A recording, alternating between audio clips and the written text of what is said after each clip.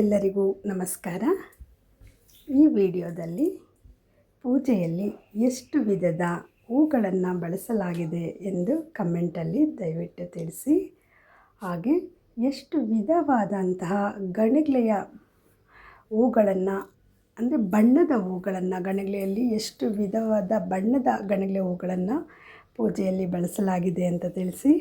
ಹಾಗೆ ದಾಸವಾಳದಲ್ಲಿಯೂ ಕೂಡ ಎಷ್ಟು ಬಣ್ಣದ ವೆರೈಟಿ ಹೂಗಳನ್ನು ದೇವರಿಗೆ ಮುಡಿಸಲಾಗಿದೆ ಅಂತೇಳಿ ಕಾಮೆಂಟ್ ಸೆಕ್ಷನಲ್ಲಿ ತಿಳಿಸಿ. ವಿಡಿಯೋವನ್ನು ಪೂರ್ತಿಯಾಗಿ ನೋಡಿ, ಆಗ ನಿಮಗೇ ಅರ್ಥ ಆಗುತ್ತೆ. ಈ ಎಲ್ಲ ಹೂಗಳು ನಮ್ಮ ಗಾರ್ಡನ್ನಲ್ಲೇ ಬೆಳೆದಿರೋ ಅಂಥದ್ದು. ನಿಜವಾಗಿಯೂ ತುಂಬ ಖುಷಿ ಅನಿಸುತ್ತೆ.